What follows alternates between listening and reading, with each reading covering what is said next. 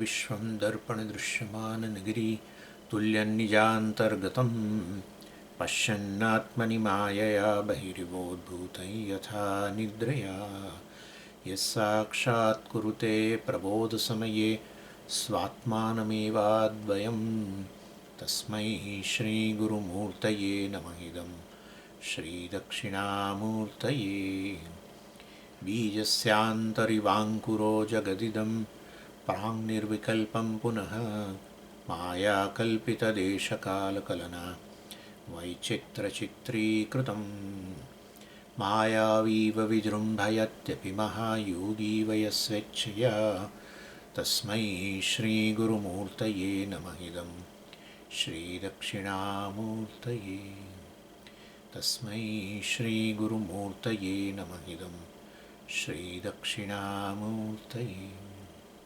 ॐ सहना भवतु सहनौ भुनक्तु सह वीर्यङ्करवावहै तेजस्विनावधीतमस्तु मा विद्विषावहै। ॐ शान्तिः शान्तिः शान्तिः। सदाशिवसमारम्भां शङ्कराचार्यमध्यमाम् अस्मदाचार्यपर्यन्तां वन्दे गुरुपरम्पराम्। ॐ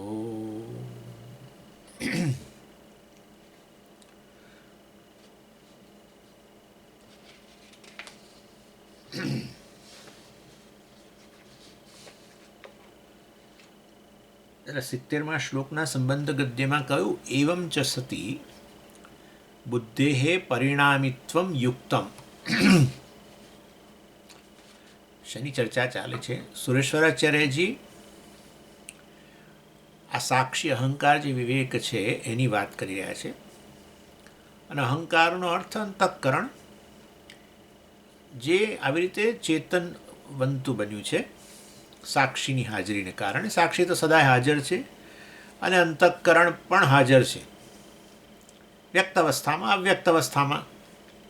વ્યક્ત અવસ્થામાં જે છે ત્યારે આપણે એના અહંકાર કહીએ, કારણ કે ચેતનવંતું મન જે છે એ વાસ્તવમાં પહેલાંમાં અહંકાર સુપ્ત થઈ ગયું એમ કહીએ, એને સુષુપ્તિ કહેવાય. ત્રણેય અવસ્થાઓ જે છે એ અહંકારની અવસ્થાઓ છે. એની એટલે આ રીતે સાક્ષીની હાજરીમાં જે ચેતનવંતું બન્યું છે. સાક્ષી જે છે એને આપણે દૃક, નિત્ય દ્રષ્ટા. અહંકાર પણ દ્રષ્ટા, અહંકાર પણ જગતનો દ્રષ્ટા. એટલે બંનેને દૃક કે દ્રષ્ટા કહી શકો. પણ સાક્ષી જે છે એ અહંકારનો દ્રષ્ટા, અહંકાર જે છે જગતનો દ્રષ્ટા. 5 જ્ઞાનેન્દ્રિયો થકી. કારણ કે જગતમાં 5 પ્રકારના વિષયો છે ને, બધાનું એક જ ઇન્દ્રિયથી ગ્રહણ નથી થતું. રૂપ હોય, રંગ હોય તો આંખથી, શબ્દ હોય તો કામથી, શ્રોત્રેન્દ્રિય. એટલે આ રીતે સાક્ષી એ અહંકારનો, અંતઃકરણનો દ્રષ્ટા કહેવાય. અને અંતઃકરણ જે છે, અહંકાર જે છે એ આ જગતનો દ્રષ્ટા. અને સુરેશ્વરાચાર્યજી આ બે વચ્ચેનો, અહંકાર અને આત્મા વચ્ચેનો તફાવત બતાવે છે, જેથી કરીને આપણે વિવેક કરી શકીએ. આપણે આપણી જાતને અહંકાર કે જીવ ન કહીએ. અહંકાર કે જીવ કહીને આપણે ખોટી ખોટી મર્યાદાઓ અનુભવીએ છીએ. છું નહીં, મર્યાદિત છું જ નહીં. દેશકાળ વગેરે કશામાં મર્યાદા મારી છે જ નહીં. મર્યાદા નથી એટલે પરતંત્રતા નથી વગેરે. અને એટલે વિવેક કરવો જરૂરી છે. વિવેકથી જ મુક્તિ મળી જાય. અહંકાર કહીએ તો બંધન, પોતાને સાક્ષી કહીએ ખરેખર તો મુક્ત. એટલે મુક્તિ કોઈ મેળવવાનો વિષય છે જ નહીં, મુક્તિ એ જાણવાનો વિષય છે. એની એટલે સાક્ષી દૃક અને અહંકાર દૃક, અહંકાર જે દ્રષ્ટા છે, બે વચ્ચેનો તફાવત. હવે એ અહીંયા વિવેકથી કરવાને બદલે સ્વામીજી છૂટા પાડી દઈએ તો પતી જાય. આ બધું કોણ ભણ કરવાનું? પણ પડે એમ નથી ને. સત્ય મિથ્યાનું મિશ્રણ છે ને બધું. સત્ય મિથ્યાનું મિશ્રણમાં વાસ્તવમાં બે વસ્તુ છે જ નહીં, મિશ્રણ હોવા છતાંય બે નથી. અને માટે અહંકાર જે છે તો હંમેશ માટે ચૈતન્યથી અભિન્ન જ રહેવાનો છે, કારણ કે એનું અસ્તિત્વ જ ચૈતન્યમાં છે. અને ચેતનતા ચૈતન્યને કારણે છે. એટલે વિવેક જ્ઞાનથી વિવેક કરવા માટે પછી વાસ્તવમાં બેનો તફાવત આપણે જાણવો જોઈએ. એટલે અહંકાર જે છે આ રીતે વાસ્તવમાં જગતનો જે દ્રષ્ટા બને છે પંચ જ્ઞાનેન્દ્રિયો થકી એ બદલાયા કરે છે. દ્રષ્ટા, શ્રોતા, ઘ્રાતા, રસયિતા, ટેસ્ટર, સ્પ્રષ્ટા વગેરે વગેરે. અને પાછું કરતા, ખાલી તો આવું થોડું છે, પ્રમાતા થોડો, કરતા પણ ખરો. એટલે પછી કરતા, ખાનારો, પીનારો, ચાલનારો, બોલનારો, દોડનારો વગેરે. એટલે સતત બદલાયા જ કરે છે અહંકાર. અને પછી જે વસ્તુઓનું દર્શન વગેરે કરે જગતના વિષયોનું જ્ઞાનેન્દ્રિયોથી, એમાંથી પાછું સુખ દુઃખે જન્મે. તો એ તો કે અંતઃકરણમાં સુખ દુઃખ જન્મે છે, મારે કોઈ લાગે એવું ક્યાં છે? હું સુખી હું દુઃખી કહીએ છીએ, બદલાયા કરે. જેવી જેવી અંતઃકરણમાં વૃત્તિ, પછી લાગણીઓ ખરી, બીજી લાગણીઓ. એટલે પછી અજંપો મનમાં અજંપાની વૃત્તિ આવે તો હું ચિંતાગ્રસ્ત છું, હું અજંપાવાળો છું, હું આવો છું, તેવો છું, સતત. અને અંતઃકરણ તો બદલાતું જ રહેવાનું છે, એનો સ્વભાવ છે, આપણે વાત કરેલી જ છે, ક્ષણિક વૃત્તિ છે. એટલે અહંકાર જે છે એ ઇદમ વૃત્તિને આધારે જે પણ વૃત્તિ ઉત્પન્ન થાય એના આધારે અહંકાર પોતે પોતાનો નિર્ણય કરે. કારણ કે અંતઃકરણને જ અહમ કહેલો છે સૌથી પહેલાં. એટલે અંતઃકરણમાં જે ઉત્પન્ન થયું એ બધું અહમ જ છે. પછી તો ઇન્દ્રિયોમાં બધે પણ આવે, આપણે હવે અત્યારે નથી જતા. પરંતુ આ રીતે અહંકાર તો બદલાતો જ રહેવાનો છે, કશું જ થઈ શકે એવું નથી એની અંદર. અને સાક્ષી જે છે એ કદી બદલાતો જ નથી, એમાંય કશું થઈ શકે એવું નથી. સાક્ષી જે અંતઃકરણનો દ્રષ્ટા છે નિત્ય દ્રષ્ટા છે, નિર્વિકાર દ્રષ્ટા છે, બસ. અને અહંકાર જગતનો દ્રષ્ટા જે છે, દૃક આપણે કહીએ કે દ્રષ્ટા કહીએ, એ સતત વિકારી દ્રષ્ટા છે. આ એનો તફાવત. એટલે જ્યારે આના બંને એકબીજાથી છૂટા નથી, એમાં એવું બોલવા કરતાં અહંકાર આત્માથી અભિન્ન હોવાને કારણે અહમ બોલીએ એની સાથે બે વસ્તુ હોય છે. અહમ બોલું છું એટલે અહમ વૃત્તિ છે, હા, તો અહંકાર છે, હા, પણ અહંકાર આત્મા વગર તો સંભવ્ય જ નહીં. માટે આત્મા રહેલો જ છે, મિશ્રણ જ છે, અહમની અંદર મિશ્રણ છે. અને અહમમાં મિશ્રણમાં હવે અહમ તમે વિવેક ન કરો તો પછી અહંકારને આત્મા કહેશો. એટલે હું તો દ્રષ્ટા છું, હું શ્રોતા છું, હું ચાલનારો છું, ખાનારો, બસ આ તમારી ઓળખાણ છું, બસ આવું. અત્યારે બેઠેલો છું સ્વામીજી, પછી તો સ્થૂળ શરીરને ઉમેરો, પણ આ તો વાત કરું છું, બેઠેલો છું. સમજો અત્યારે હું શ્રોતા છું.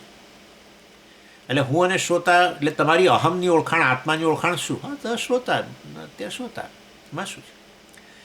એટલે આ વિવેક નથી કર્યો. અહમ શબ્દ જે છે એનો અર્થ વાસ્તવમાં જો આ વેદાંત ભણીને સાક્ષી કરો તો પછી વાસ્તવની અંદર કોઈ તકલીફ નથી.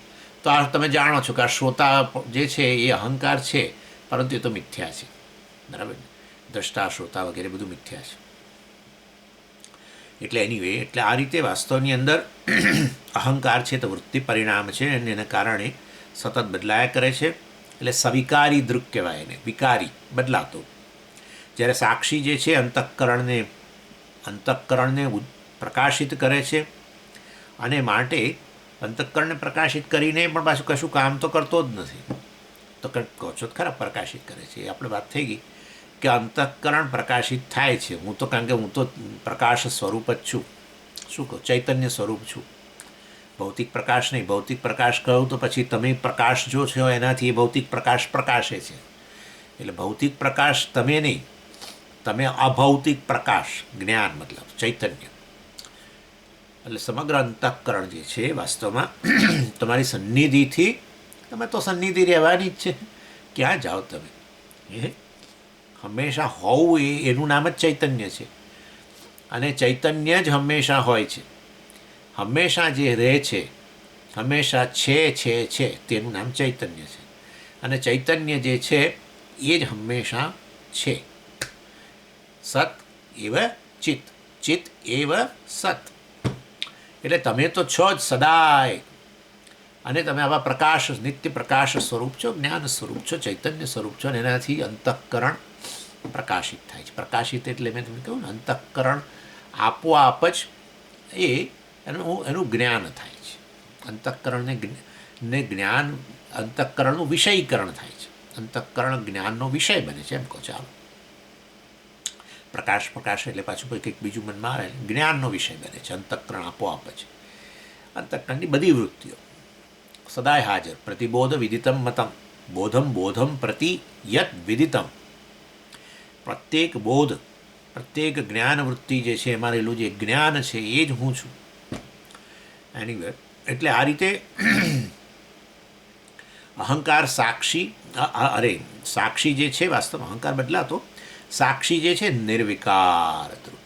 સંકલ્પ કરે તો વિકાર આવી ગયો. હા, લાવ અંતઃકરણને પ્રકાશિત કરો. હવે અંતઃકરણ જાગ્રત બન્યું, લાવ પ્રકાશિત કરો. હવે બહુ થાકી ગયો, ચલો હવે થોડી વાર અંતઃકરણને પ્રકાશિત નથી કરતો, બસ બહુ થઈ ગયું. સંકલ્પ કરો તો વિકલ્પ આવશે પાછું. સંકલ્પ વિકલ્પ કરો તો પછી કર્તૃત્વ હોય. આમ કરું, ના આમ કરું, ક્લાસ ભરું આજે કે ના ભરું. આમ તો રોજ ભરીએ જ છે ને, એનું એ જ આખો દાડો આત્માની જ વાતો કરે છે. આજ જવા દઈએ, ચલો પછી આમે પાછા મૂકે તો છે, પહેલાંમાં યુટ્યુબમાં મૂકે છે, પછી સાંભળી લઈશું. આજે આ બસ આરામ કરું, ક્લાસ ના ભરું, આમ કરું તેમ કરું. હવે આ પેલું ખાઈ લઉં, પી લઉં. અને આ અહંકાર એકચ્યુઅલી, એટલે સાક્ષી એવું કરે તો એમના અહંકારમાં ફેર શું? અને તો ભાઈ બદલાયો, હવે હું આ કરી લઉં, હવે હું આ કરી લઉં. સંકલ્પ વિકલ્પ બધું કશું જ નહીં. પ્રકાશ સ્વરૂપ હોવા માત્રથી મારી આજુબાજુ જે છે મારાથી અભિન્ન છે, આટલું બધું નજીક, અભિન્ન, જેમ ઘડા માટી વચ્ચેનું અંતર. એટલે એ વાસ્તવની અંદર આપોઆપ જ પ્રકાશિત થઈ જાય. એવા અંતઃકરણ જે પ્રકાશિત થયું, જ્ઞાનનો વિષય બન્યું, એના સંદર્ભમાં હું આત્મા ચૈતન્ય સાક્ષી કહેવાઉં. માટે સાક્ષી ભાવ છોડી દેવાનો. લાવો હવે હું સાક્ષી ભાવમાં જાઉં, પતી ગયું. અહંકાર એ સાક્ષી ભાવ જતો રહ્યો. જતો રહે પછી એનું સ્વરૂપ નથી. અહીંયા તો સાક્ષી આત્માનું સ્વરૂપ કે છે. જો સંકલ્પથી આવ્યો તો જવાનું જ છે, અને એ આવ્યું ને ગયું તો પછી અંતઃકરણ જ આવી ગયું, કારણ કે એ જ છે ક્ષણિક. સાક્ષી ભાવ રહેતો નથી. સાક્ષી ભાવ રહેતો નથી. આવા સાક્ષી ભાવને રહેવાની જરૂર નથી, ના રહે તો સારું. એનીવે, એટલે સાક્ષીના પક્ષે કોઈ કશું જ નહીં. સાક્ષી કશું કરતો જ નથી. એ તો બસ હું તો જ્ઞાન સ્વરૂપ છું, ચૈતન્ય સ્વરૂપ છું. એના કારણે અંતઃકરણ આપોઆપ જ એનું વિષયીકરણ થઈ જાય છે, જ્ઞાનનો વિષય બની જાય છે. એવા અંતઃકરણના સંદર્ભમાં મને આત્માને એક સ્ટેટસ આપવામાં આવ્યું, નામ સાક્ષી. નિર્વિકાર. અહંકાર સવિકારી દ્રષ્ટા, આત્મા નિર્વિકાર દ્રષ્ટા. ભેદ. હવે તમે જ્યારે અહમ બોલો, અહમની અંદર મિશ્રણ રહેશે ને રહેશે જ. ક્યારે મારે સમજી એકલા અહમમાં એકલો સાક્ષી રહી જાય એવું કંઈક કરવું છે, એવું નહીં બની શકે. એવું નહીં બની શકે, કારણ કે વાસ્તવની અંદર આની અંદર સહજપણે તાદાત્મ્ય આપેલું છે ભગવાને, કારણ કે પ્રારબ્ધ ભોગવવાનું છે. એટલે આપણે અજ્ઞાનમાંથી જન્મેલું જે વિશેષ તાદાત્મ્ય જે છે કે ભાઈ હું આ જ છું, એમાંથી છૂટવાનું છે. હું અંતઃકરણ છું, અહંકાર છું, એમાંથી છૂટવાનું છે. એટલે હું બોલું એમાં મિશ્રણ છે, પણ વિવેક તમારે કરી લેવાનું. સત્ય મિથ્યા વિવેક, આત્મા અનાત્મ વિવેક. અહંકાર અનાત્મ.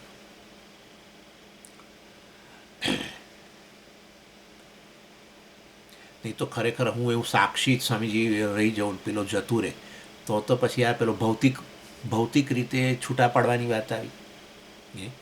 ભૌતિક રીતે એકબીજાથી છૂટા હોય તો બંનેનું સ્વતંત્ર અસ્તિત્વ હોય.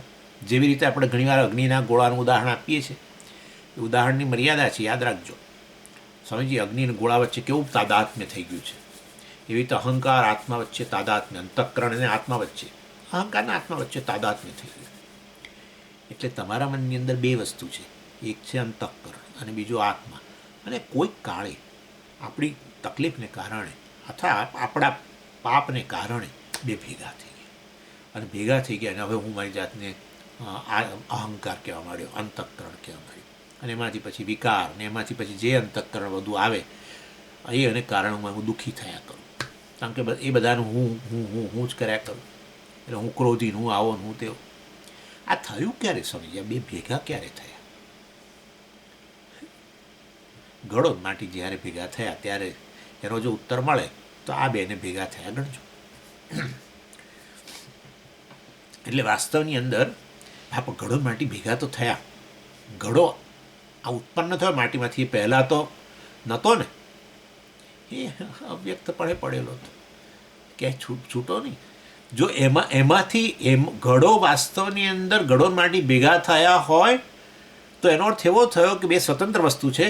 તો પછી માટી પડેલી હતી પેલા ઉપર, ચાકડા ઉપર, અને ઘડો ઉડતો ઉડતો ઉડતો આવીને બેસી ગયો એના પર, ને પછી એની સાથે એક થઈ ગયો. સમગ્ર જગત અત્યારે પણ તમે ને હું સત્ય મિથ્યાનું મિશ્રણ છીએ, અને આવું જ રહેશે. તમે ક્યારેક કહો કે જગત છે, સ્વામી છે, મારી ઇન્દ્રિયો છે, મારા ચક્ષુ છે, મારું આ છે, તે છે, મારી મેમરી છે, મારું ફલાણું છે, મારી ભૂખ છે. મિશ્રણ, કારણ પેલું છે પણ જ આત્મા છે. એટલે એનો અર્થ એવો થયો, જગતમાં જેનો પણ અનુભવ થાય છે, શરીર, મન, બુદ્ધિ, ઇન્દ્રિયો, પ્રાણ, અને આપણું મેમરી ને આપણી લાગણીઓ ને બધાની અંદર આત્મા બેઠેલો છે. જેવી રીતે પ્રત્યેક ઘડાની અંદર, કોડિયાની અંદર પેલી માટી બેઠેલી છે, એ કાઢી તો પેલા કશાનું અસ્તિત્વ જ નથી. આવું છે.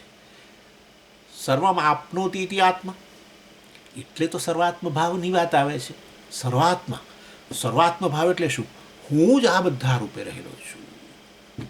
આઈ એમ સેલ્ફ ઓફ ઓલ. માટી કહી શકે ને આવું?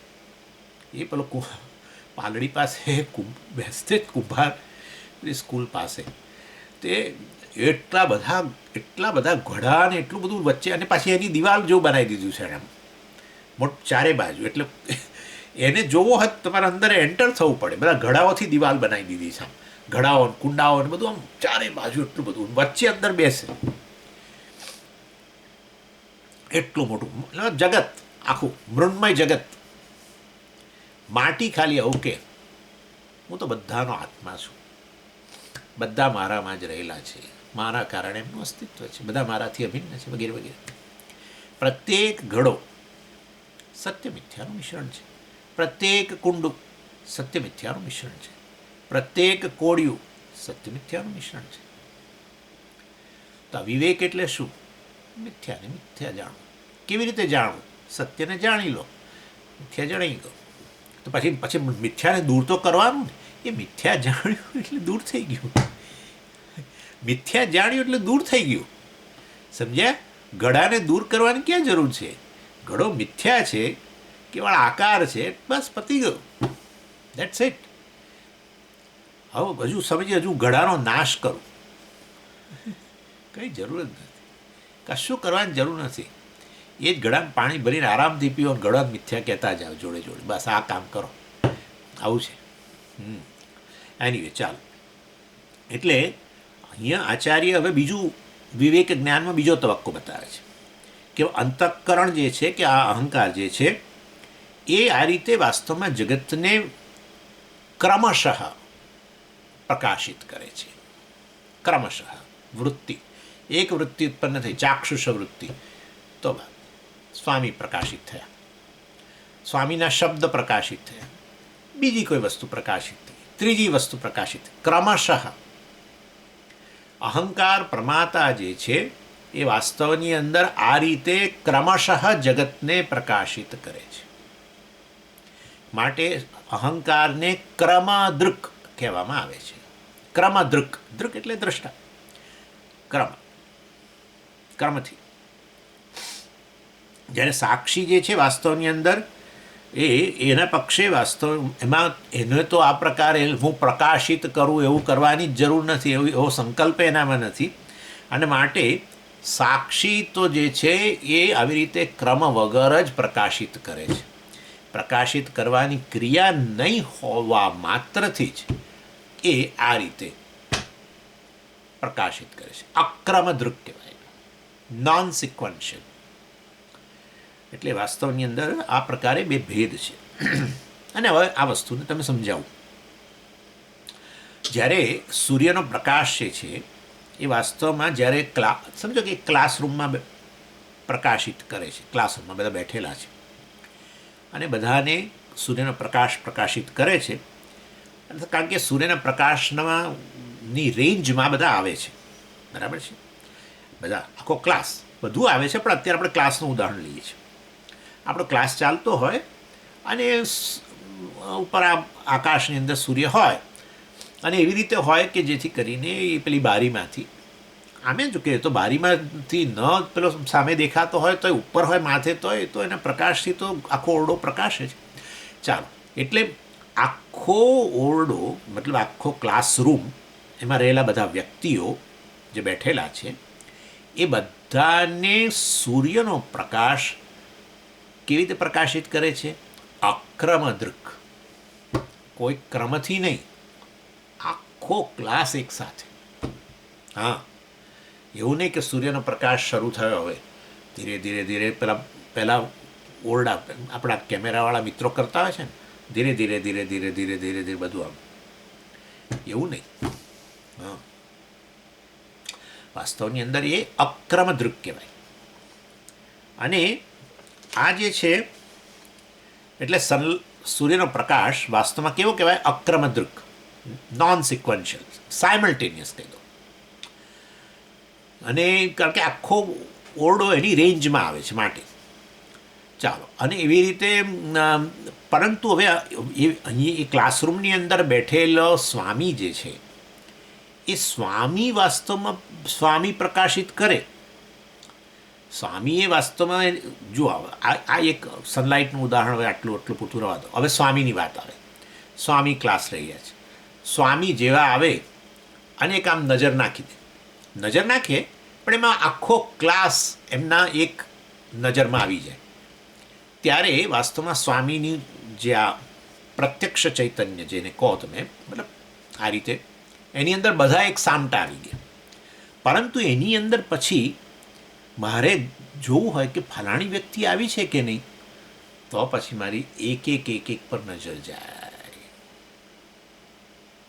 આજે ક્લાસમાં કેમ ઓછા છે, એટલે પછી આમ કરીને જુએ, આમ કરીને હો એક પછી હા ફલાણા નથી આવ્યા. ખ્યાલ આવે તમને? એટલે હું અત્યારે ઝૂમની જ વાત કરો ને, ઝૂમમાં ક્લાસ શરૂ કરું અને આમ કરીને જોઉં, આમ અહીંયા બાજુમાં છે ને બધા નામ છે અહીંયા, બરાબર? એ નામ આમ ખાલી આમ નજર કરું, બસ. હજુ બધા કોણ એક બહુ ધ્યાનમાં નથી લીધું, પણ આમ એક નજર કરી. આ અક્રમ દૃક કહેવાય. સ્વામી કેવો દૃક કહેવાય? દ્રષ્ટા કહેવાય. અક્રમ દૃક, એક સામટામ નજર નાખી દીધી ખાલી.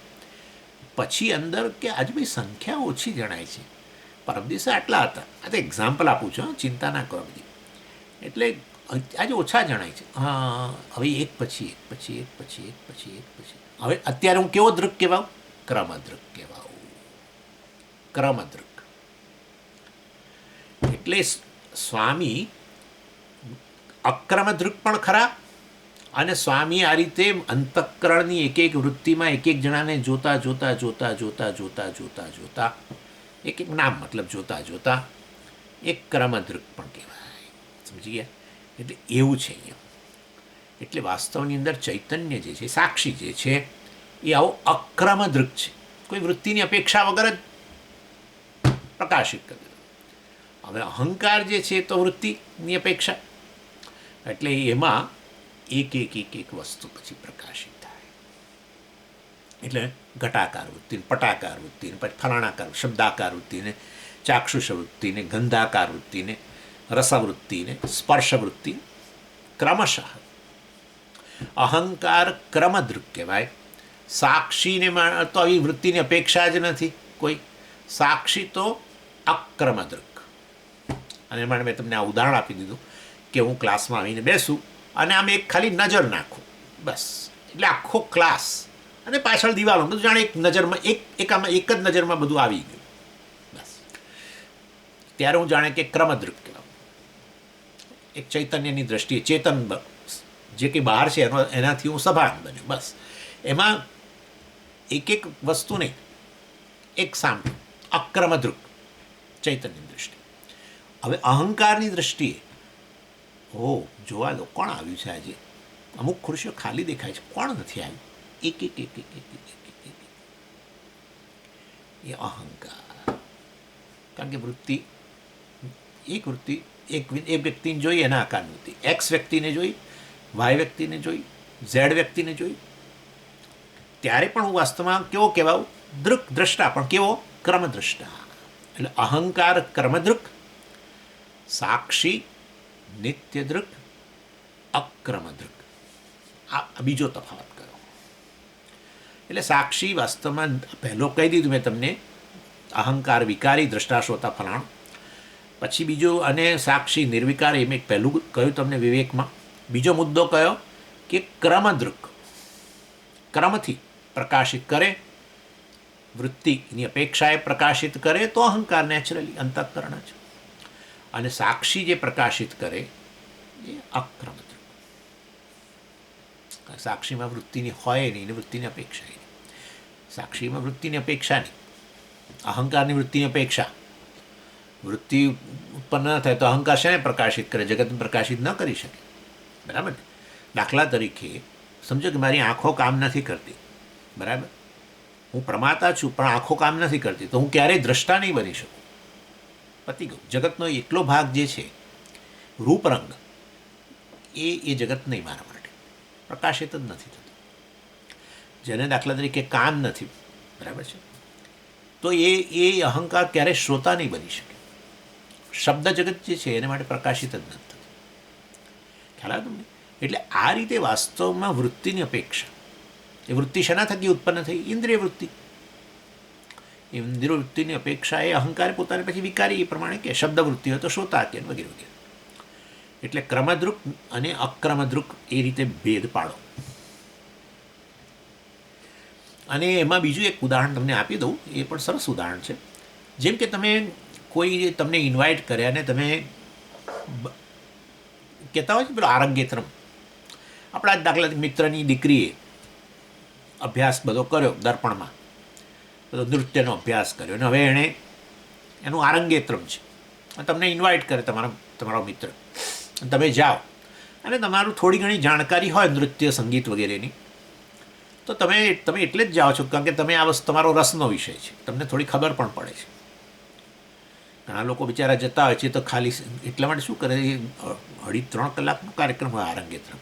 હવે મેં એકેમાં આટલું સમજણ ના પડતી હોય એટલે એ પછી શું કરે બિચારા? હવે પેલા મિત્રએ કહ્યું હોય એટલે પછી પાછું ભોજન પણ હોય, આ બધું પતી જાય એટલે ભોજન રાખે જ, કારણ કે તો પછી વાસ્તવમાં જાય પણ એ પછી છેલ્લા કલાક માટે જાય, અને કલાકમાં જાય ને એવી રીતે બેસે કે જેથી કરીને મિત્રની નજર પડે એના પર, એટલે મિત્રને લાગે કે આવ્યો છે, અને પછી તરત પત્યા પછી પાછો મિત્રને મળી લે. પ્રોગ્રામ પતે જમતા પહેલાં મિત્રને મળી લે, કેમ છે બધું મજા? અમે આવ્યા છીએ બતાવવા. બાકી લેશ માત્ર ખબર ના પડે જે સંગીત ચાલતું હોય ને, જે પેલા બેન થપાથપ કરતા હોય ને, જે હાવભાવ લાવે ને, કશું ખબર ના પડે, બસ. પણ આ તમે જ આટલી થોડું જાણતા હોવ અને એટેન્ડ કરો તો હવે તમે જોજો, તમે જાઓ ને પછી આ પ્રોગ્રામ શરૂ થાય, પહેલી આઈટમ એને બધું એ લોકો એને વર્ણમ ને ફલાણું ને એવું બધું કહેતા હોય છે, અલગ અલગ ભાગ પાડતા હોય છે એ આખા કાર્યક્રમમાં, આરંગેત્રમમાં. અને એમાં તમે ગયા અને પ્રોગ્રામ શરૂ થયો, અને પ્રોગ્રામ શરૂ થયો ત્યારે તમે બધું મ્યુઝિકના જેટલા પેલા ઇન્સ્ટ્રુમેન્ટ હતા બધા સંગીતના, એ બધાને એક સામટા તમે સાંભળી લીધા. એક સામટા એક જનરલ એમ, બરાબર? ત્યારે તમે કેવા દ્રષ્ટા?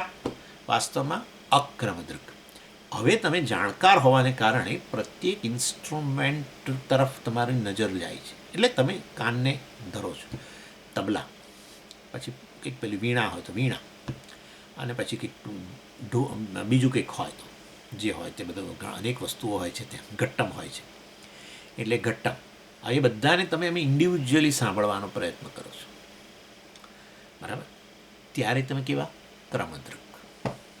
શ્રોતા, દ્રષ્ટા, મતલબ દ્રષ્ટા એટલે અહીંયા શ્રોત પ્રમાતા, પણ કેવા ક્રમક પ્રમાતા, અહંકાર ઇન શોર્ટ. એટલે આ રીતે વાસ્તવની અંદર આ પ્રકારે અહીંયા હું અક્રમદ્રુક પણ છું અને હું ક્રમદ્રુક પણ છું. હું ચૈતન્ય હોવા માત્રથી જે સામે છે આ જગત, એને આમ એક સામટું પ્રકાશિત કરી દો નેચરલ, અને એની અંદર અહંકાર પછી ક્રમશઃ બધું જગતમાં. એટલે હું અહંકારને પ્રકાશિત કરું અને એ રીતે જગતને આમ સામાન્ય પ્રકાશિત કરું, સામાન્ય એનાથી સભાન બનું, બસ એ અક્રમદ્રુક. અને પછી અહંકાર દ્વારા શબ્દવૃત્તિ, સ્પર્શવૃત્તિ વગેરે વગેરે, ઘટાકાર વૃત્તિ, પટાકાર, એ રીતે જગતને પછી હું ક્રમશઃ પ્રકાશિત કરું, તો એ અહંકાર. એટલે અક્રમદ્રુક, ક્રમદ્રુક. ત્રીજું ઉદાહરણ આપું તમને, આ થોડું જાણવા માટે વધારે. પુસ્તક તમારી સામે પડ્યું છે, બરાબર? તમે આમ એક નજર પાના પર નાખી દીધી, ખાલી આમ એક જનરલ નજર, અક્રમદ્રુક. પુસ્તકથી સભાન છો તમે, અક્રમદ્રુક, સાક્ષી. અને હવે એક એક એક એક લાઈન, એક એક એક એક શબ્દ, અને એ રીતે લાઈન એક એક એક એક પ્રકાશિત કરો છો, તો પછી ક્રમદ્રુક, અહંકાર, બરાબર છે? એટલે આ રીતે તમે સમજી શકો આ વસ્તુ. ચાલો, અને નહીં તો પેલું ઉદાહરણ લઈ શકો કે આ લાઇટની હાજરીમાં આ જે છે પુસ્તક એક પ્રકાશિત થઈ ગયું, એમાં ક્રમશઃ નહીં. આ જે લાઇટ જે છે એ એક એક એક એક લાઈનને પ્રકાશિત કરતી નથી જતી, એમ કરીને પછી આખું પાન પ્રકાશિત થયું, ના. એ તો એક સામટું. એટલે લાઇટ જાણે કે સાક્ષી, અક્રમદ્રુક. અને તમે પછી એની અંદર આ રીતે રીડર તરીકે, વાચક તરીકે એક એક એક એક શબ્દ, લાઈન પછી બીજી લાઈન પછી ત્રીજી લાઈન, એમાં એક એક એક એક શબ્દ, એ વાસ્તવમાં ક્રમદ્રુક, અહંકાર. આ રીતે અહીંયા કહે છે. એટલે સુરેશ્વરાચાર્યજી બિચારા સ્ટ્રગલ કરે છે મારી જેમ આ વસ્તુ પહોંચાડવા માટે, શું વિવેક જ્ઞાન પહોંચાડવા માટે પ્રયત્ન કરે છે.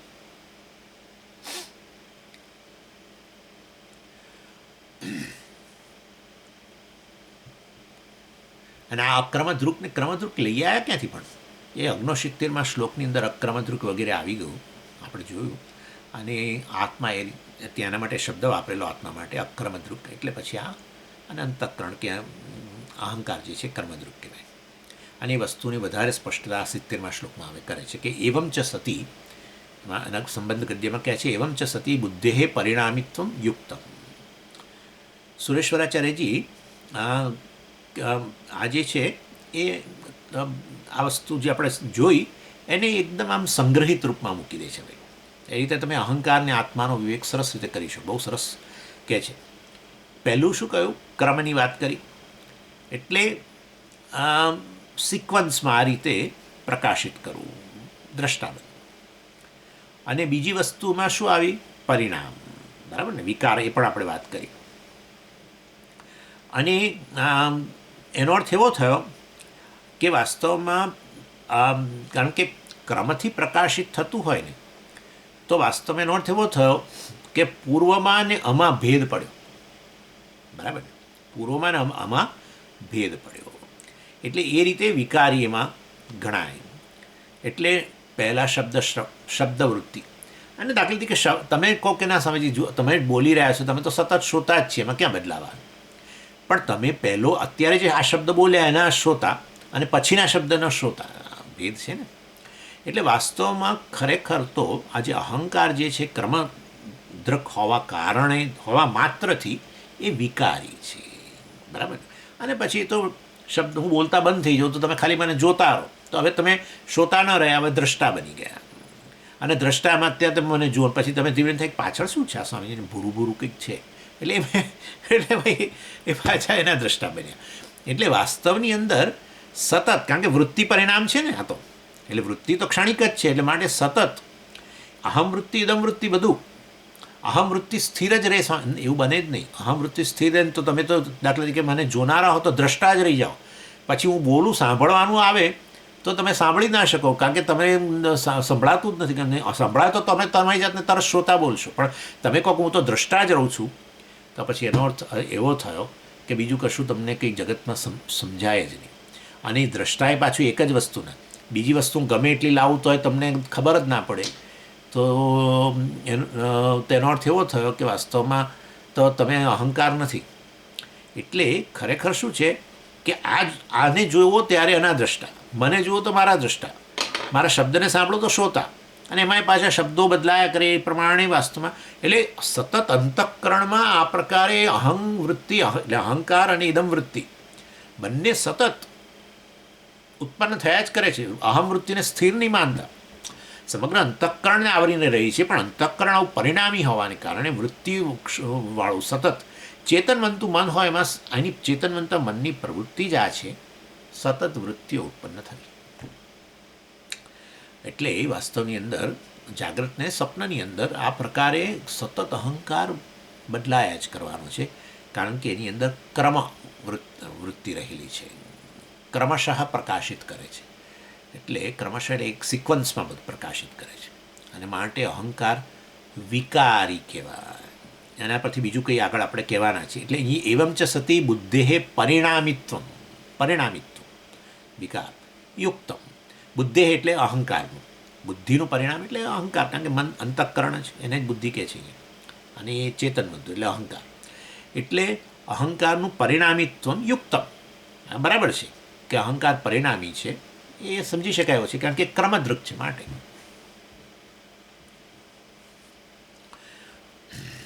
અને ત્રીજું હવે એની અંદર આવ્યું, એ સૌથી મહત્વની વસ્તુ, ક્રમદ્રક હોવાથી વિકારી, અને વિકારી હોવાથી કાળને અંતર્ગત.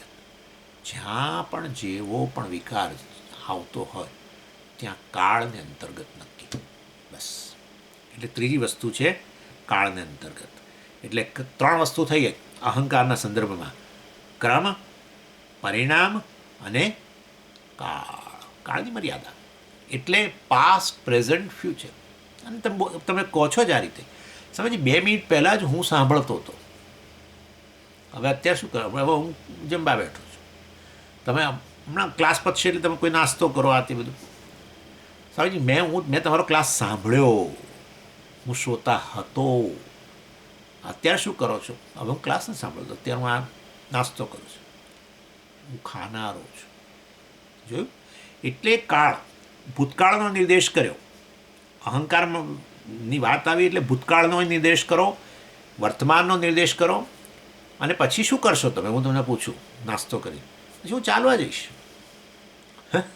એટલે ભવિષ્યમાં હું આ કરીશ, અત્યારે હું આ કરું છું, ભૂતકાળમાં મેં આ કર્યું.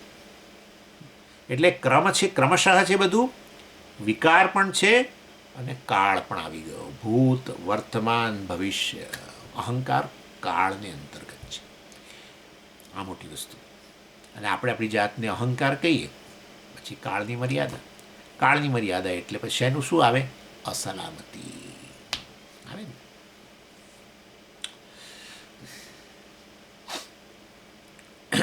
આ ત્રણેય વસ્તુ અહંકાર સાથે જોડેલી ગણી લેવાની, ક્રમ, પરિણામ એટલે કે વિકાર, અને કાળ.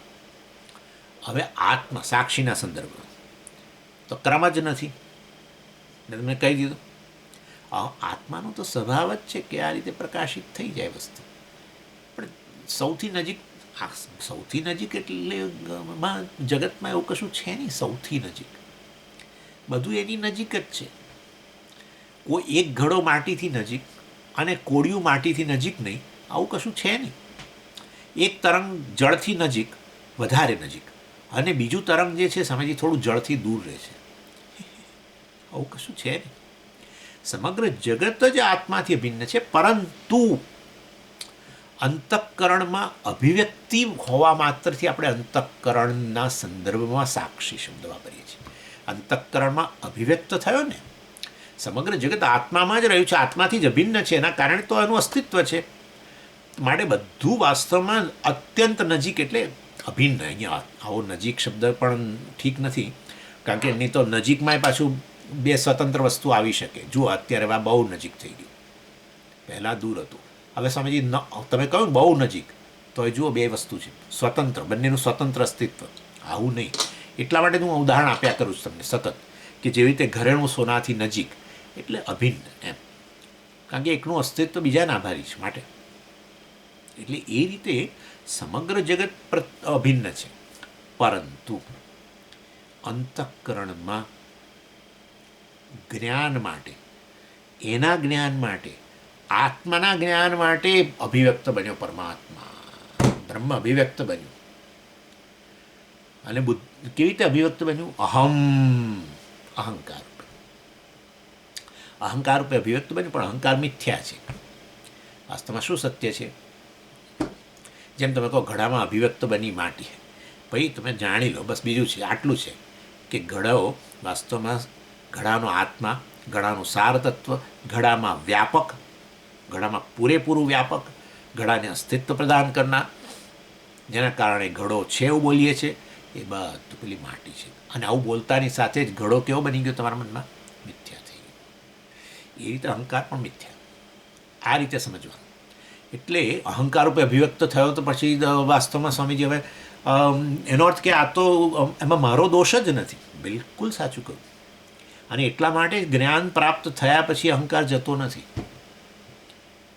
અહંકાર નથી જતો ના, ઈશ્વર સૃષ્ટિ છે, શા માટે જાય? શું કરવા જવું જોઈએ? તો પછી આ જ્ઞાન પ્રાપ્ત કરી શું કરવા છે? ના, અજ્ઞાનને કારણે હું વાસ્તવમાં આ સાક્ષી છું એવા પ્રકારના અજ્ઞાનને કારણે અહંકાર જે આટલો નજીક છે, અભિન્ન છે, એને જ આત્મા કહી દઉં છું. એટલું જતું રહેવું જોઈએ. અહંકારનું મિથ્યાત્વ ચાલુ રહે. એટલે એવું તો બધું જગતમાં છે જ. મેં તમને ગઈકાલે વાત કરી હતી ને આજે ફરી તમને બીજું ઉદાહરણ સાથે કહું. ભૂરો સમુદ્ર જે છે એ ભૂરો નથી સ્વામીજી, તો પેલા આકાશના પેલા પ્રતિબિંબને કારણે ભૂરો રંગ સૌથી આમ છે તેમ છે ને લીધે દેખાય છે. બરાબર, હવે સમજી ગયા કે નથી. તો હવે તમને નથી ભૂરો દેખાવાનો? ભૂરો જ દેખાવાનું છે. આખી જિંદગી ભૂરો જ દેખાશે સમુદ્ર તો. પરંતુ હવે તમે સમજી ગયા કે ખરેખર ભૂરો નથી. ભૂરાપણું એની અંદર જે છે એ મિથ્યા છે. બરાબર. એટલે એ રીતે વાસ્તવની અંદર અહીંયા પણ અહંકાર મિથ્યા છે. એને વેદાંતની અંદર બાધિત અનુવૃત્તિ કહેવામાં આવે છે. અનુવૃત્તિ ચાલુ રહેવું બાધિત થઈ ગયેલો છે.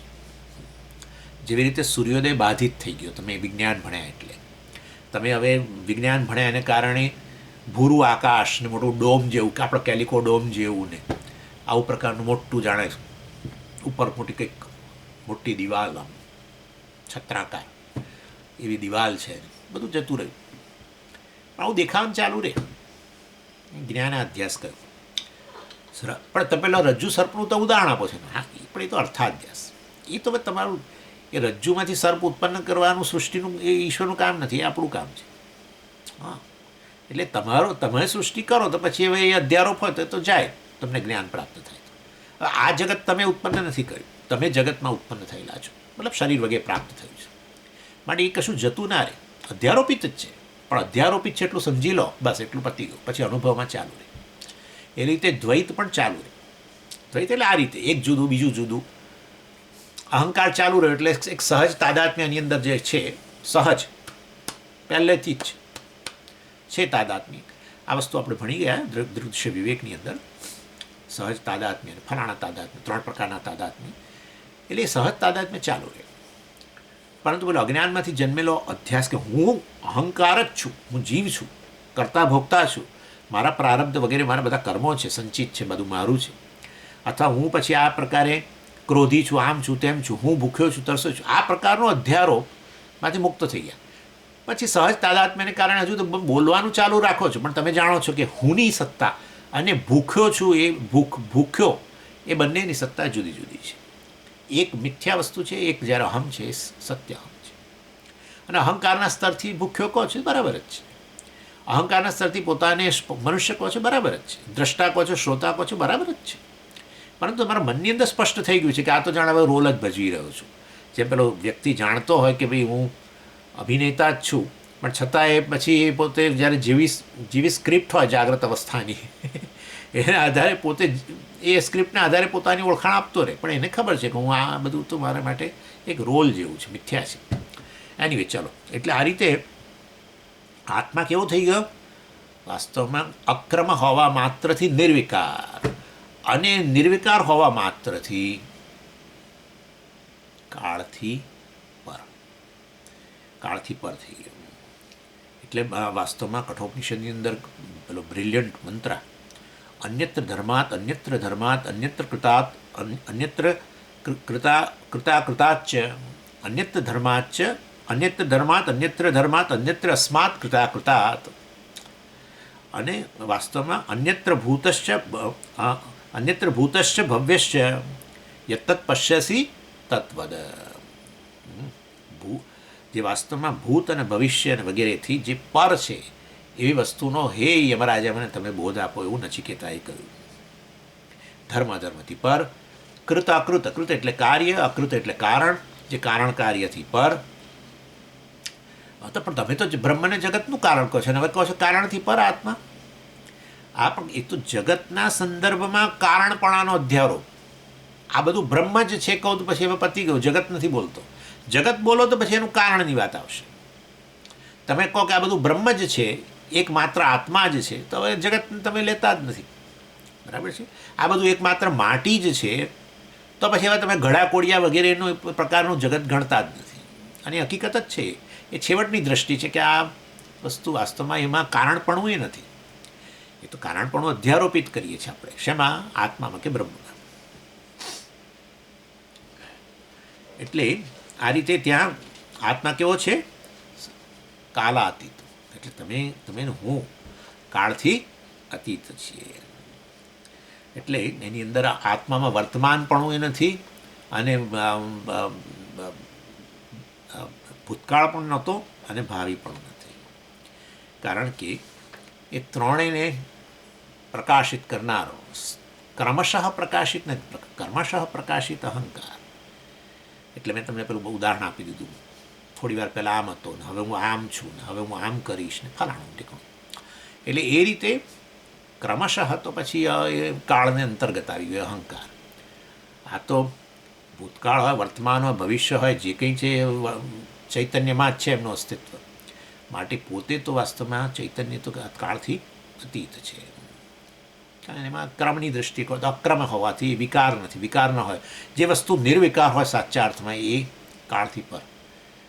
કાળને અંતર્ગત બધી વસ્તુ વિકાર પામે. ઈચ્છે કે આપણે ઈચ્છીએ કે ન ઈચ્છીએ પણ બદલાય, પરિસ્થિતિઓ બદલાય છે, શરીર બદલાય છે, મન આપણું બદલાય છે, આપણી મેમરી વગેરે, આપણી બધી જ્ઞાનેન્દ્રિયોની શક્તિઓ, કર્મેન્દ્રિયોની શક્તિઓ, ભૂખ, તરસ, જો બધું જ બદલાઈ રહ્યું છે. સમગ્ર જગત કાળને અંતર્ગત જ છે, અને માટે પરિણામ આવ્યા જ કરવાનું. જો નિર્વિકાર જ રહેતો હોય, ગમે તે અવસ્થામાં નિર્વિકાર જ, તો પછી એનો અર્થ એવો હતો ભૂતકાળમાં નિર્વિકાર, સમજ, પણ ભૂતકાળમાં નિર્વિકાર અને અત્યારે નિર્વિકાર, એમ કરીને ભૂતકાળ વર્તમાન, એ ભૂતકાળમાં નિર્વિકાર ને અત્યારે એવો ને એવો જ હોય તો એનો અર્થ કે કાળની અસર જ નથી એના પર. સમજી ગયા? એટલે કાળથી અતીત કહેવાય વસ્તુ. સો એવં ચ સતી બુદ્ધેઃ પરિણામિત્વં યુક્તમ. બુદ્ધિ જે છે વાસ્તવમાં રીતે એ પરિણામીમાં રહેલું છે. ચાલો 70મો શ્લોક શું કહે છે જુઓ. અતીતાનગતે હત્યાન યુગપત સર્વગોચરાન વેત્યાત્મવન્નધીઃ યસ્માत् તેનેયં વેત્યાત્મવન્નધીર્યસ્માत् તેનેયં પરિણામિની. ઓકે, ધીહિ ન વેત્તિ એટલે એ જ વસ્તુ આપણે પહેલાં જોઈ ગયા, એ વસ્તુ વધારે ક્લેરિફાય કરે છે, ક્રમદ્રક વગેરે. ધીહિ ન વેત્તિ, અહંકાર જે છે એ સર્વગોચરાન ન વેત્તિ, બધા જ અહંકાર બધી જ ઘટનાઓ કે બધા વિષયો જગતના કે બધી ઘટનાઓ એને સર્વગોચરાન ન વેત્તિ, એટલે બધી ઘટનાઓ ને એક સામટી પ્રકાશિત ન કરી શકે. બધી ઘટનાઓની એક સામટી જે અહંકાર ભૂતકાળની ઘટનાઓને પ્રકાશિત કરી હતી તો એ અહંકાર ગયો, બદલાઈ રહેલો છે. ક્રમશઃ બધું પ્રકાશિત કરે છે. એટલે ભૂતકાળની ઘટનાઓને પ્રકાશિત કરી, હવે વર્તમાનની ઘટનાને પ્રકાશિત કરે છે. ભવિષ્યમાં આવનારી ઘટનાને કે અહંકાર થોડો પ્રકાશિત કરે છે ત્યારે. એટલે ધીહી સર્વગોચરાન ન વેત્તી એમ કે છે. બધા ઇવેન્ટ ધીરે ધીરે આવે ને. અવ્યક્તાદ વ્યક્તય સર્વાહ પ્રભવંતી હરાગમે. કેટલી વસ્તુ ભવિષ્યની છે, હજુ અત્યારે અવ્યક્ત પડેલી છે. આપણા કર્મોને આધારે આવવાની છે, બરાબર છે, પરિસ્થિતિઓ સારી ખરાબ જે હોય. તો હજુ એ કર્મો તો પાક્યા નથી, મતલબ અવ્યક્ત પડેલું છે બધું. એટલે એ બધી પરિસ્થિતિઓ આવશે ત્યારે અહંકાર એને પ્રકાશિત કરશે.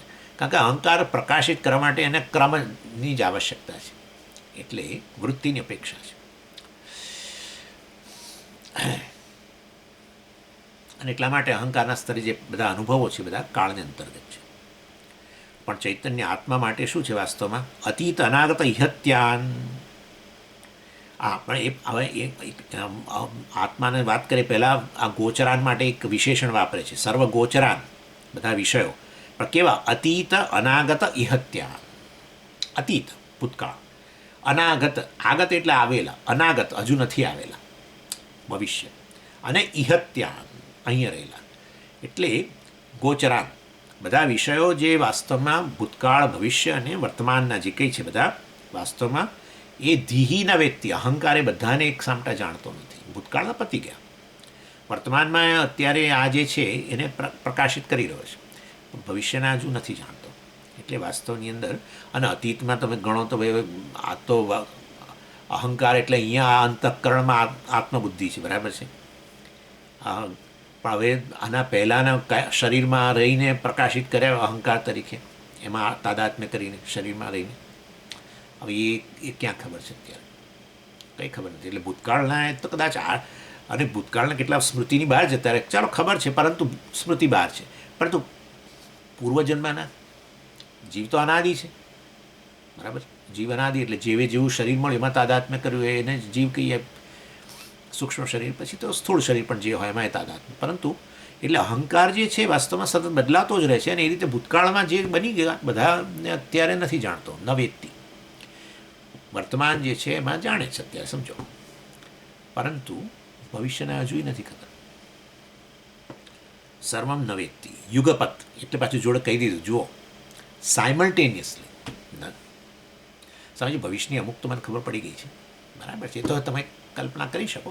પણ યુગપત અત્યારે એક સામટું આમ ભૂત વર્તમાન ને ભવિષ્ય ના. એટલે અંતઃકરણ જે છે એ કે અહંકાર જે છે આ રીતે બધી જ ઘટનાઓ ભૂત વર્તમાન અને ભવિષ્યની એક સામટી એનો અનુભવ ન કરી શકે, એને પ્રકાશિત ન કરી શકે. યસ્માત તેન ઇયમ પરિણામિની. બસ તો આ જ કારણસર અમે કહીએ છીએ કે અહંકાર કે બુદ્ધિ પરિણામિની બદલાય છે, બરાબર છે.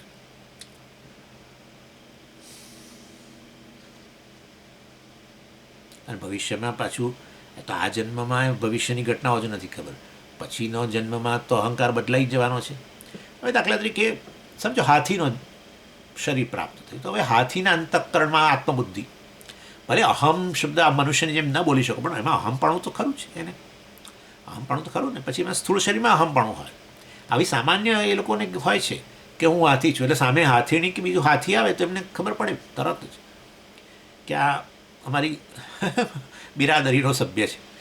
એટલે તમે જોજો, બે કૂતરાઓ વચ્ચેનો વ્યવહાર અને મનુષ્ય વચ્ચેના વ્યવહારમાં બહુ ફેર હોય છે. કૂતરો મનુષ્ય જોડે જે વ્યવહાર કરે અને બીજા કૂતરા જોડે વ્યવહાર કરે બહુ ફેર હોય. કારણ કે પેલાને એમ ખબર પડી ગઈ છે, અને એ બધું ઈશ્વરે ગોઠવી જ છે એ વસ્તુ, કે જેથી કરીને એ વંશવૃદ્ધિ પણ એ પ્રમાણે થાય વગેરે. ચાલો, એટલે એ રીતે જો સ્થૂળ શરીરમાં અહમપણું હોય, આવું હું કૂતરો છું ભલે બોલી ના શકે, શબ્દ નથી એ લોકો પાસે, વાણી નથી, એવું સૂક્ષ્મ શરીર જુદા પ્રકારનું છે, વાગીન્દ્રિય નથી એવી, પરંતુ શરીરમાં આત્મબુદ્ધિ તો રહેવાની, અજ્ઞાન તો રહેવાનું જ છે બધાને. એટલે એ રીતે અહંકાર બદલાઈ જ જવાનો. એટલે ભવિષ્યનો અહંકાર જુદો, અત્યારે છે જુદો. એમાં અત્યારે પાછું મેં તમને ઘણું કહ્યું બધું. ભૂતકાળમાં જુદો હતો, ભૂતકાળના જન્મમાં જુદો હતો, અરે ભૂતકાળના આપણા આ જન્મના અનુભવમાં જુદો હતો, ગયો હવે તો એ અહંકાર ક્યાં છે? એ બધી અંતઃકરણની વૃત્તિઓ જતી રહી. હું બાળક હતો એમ બોલીએ છીએ રહ્યો જ નથી હવે બાળક. બાળક હતો સ્વામીજી ત્યારે હું બહુ ઇમેચ્યોર હતો, જિદ્દી હતો. જુઓ, હું જિદ્દી હતો. હવે કોઈ જીદ નથી કરતો. એટલે હું જિદ્દી એટલે એ પ્રકારની જીદ, અંતઃકરણ વૃત્તિ, એના આધારે પોતાને જિદ્દી કહી લો, એ ના રહ્યું. આત્મવત ધીહી યુગપત્ન વ્યક્તિ. આત્મવત એટલે જેવી રીતે આત્મા કે સાક્ષી જે રીતે બધાને સામટું પ્રકાશિત કરે છે, પણ ક્યાં સ્વામીજી સામટું ક્યાં પ્રકાશિત કરે છે? ભૂતકાળ પતિ આત્માથી પ્રકાશિત, વર્તમાન આત્માથી પ્રકાશિત, અને ભવિષ્ય આત્માથી પ્રકાશિત. કાળ માત્ર ક્યાં રહેલો છે? સાક્ષી આત્મામાં રહેલો છે. એટલે આ રીતે આ કાળત્રય સાક્ષીમાં નથી, પણ કાળત્રય શેમાં છે? સાક્ષ્યમાં છે, અહંકારમાં છે. બરાબર ને? અહંકારમાં કાળત્રય રહેલા છે. જે સાક્ષી જે છે, જે આ રીતે અહંકારને પ્રકાશિત કરે છે, અંતઃકરણને પ્રકાશિત કરે છે, એમાં નથી. અને સાક્ષ્યમનો અર્થ જગત પણ લઈ લો, કારણ કે છેવટે તો આત્માથી જ પ્રકાશે છે ને ભાઈ.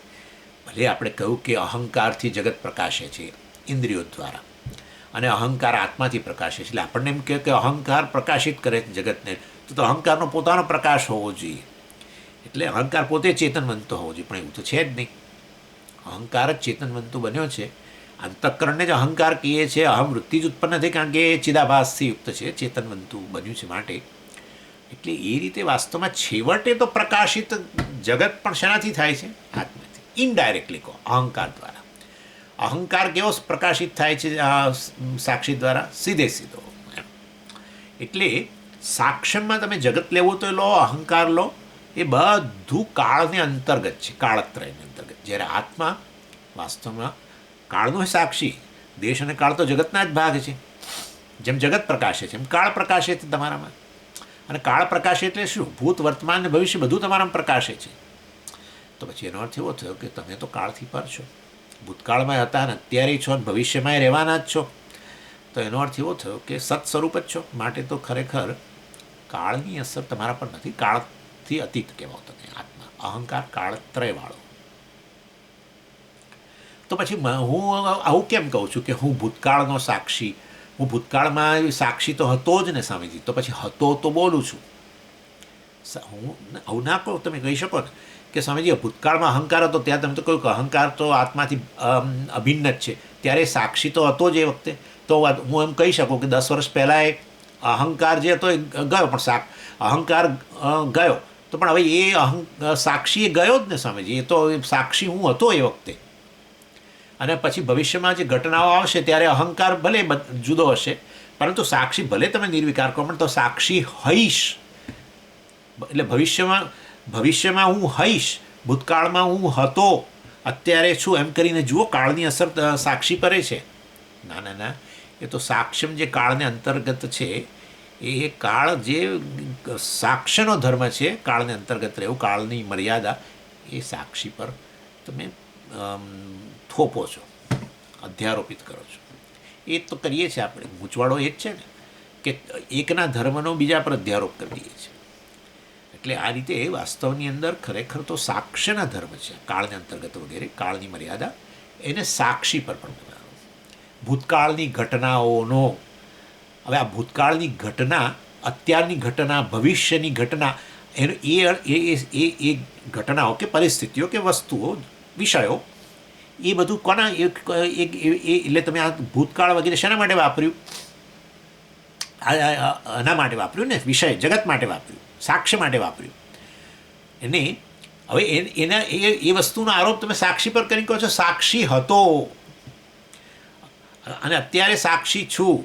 બદલાયા વગરનો પાછો વિચારો, બદલાયા વગરનો સાક્ષી, એ જ સાક્ષી હું અત્યારે છું. અહંકાર બદલાવે બરાબર. ભવિષ્યમાં સાક્ષી હઈશ.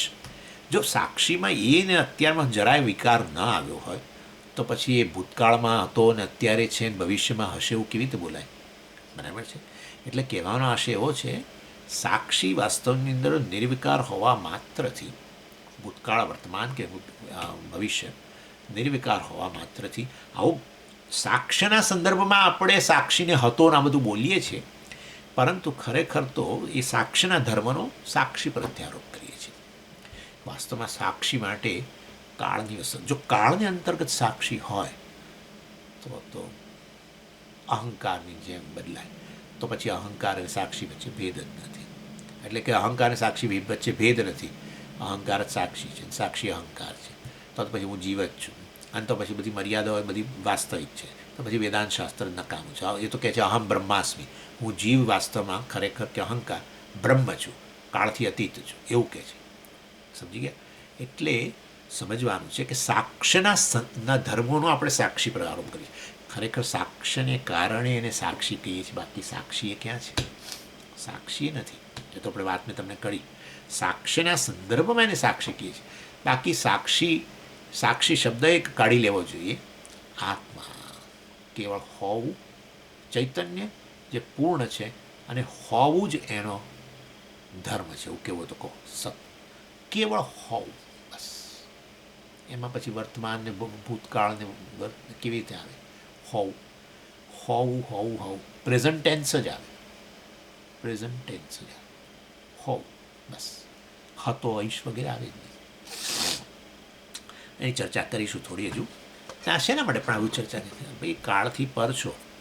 અરે સ્વામીજી, કાળ મારો ભરખો શું કરે? કાળ મને ભરખી જવાનો છે, કાળ મને ભરખી જવાનો છે. એ તમને નથી ભરખી જવાનો, સમજ્યા? હા, કાળ જગતને ભરખી જાય, શરીરને લઈ જાય, સૂક્ષ્મ શરીરને લઈ જાય, જેને લઈ જાય. હું તો કેવળ સાક્ષી છું. આ બધું મારામાં પ્રકાશિત થાય છે કાળ સહિત. માટે સલામતીનો એકમાત્ર સોર્સ આત્મજ્ઞાન છે. સલામતી જગતના વિષયોમાંથી ના આવે, એક ભ્રમ છે. ઓમ પૂર્ણમદ પૂર્ણમિદમ પૂર્ણાત પૂર્ણમુદચ્યતે પૂર્ણસ્ય પૂર્ણમાદાય પૂર્ણમેવાવશિષ્યતે. ઓમ શાંતિ શાંતિ શાંતિ. હરિ ઓમ શ્રી ગુરુભ્યો નમઃ. હરિ ઓમ.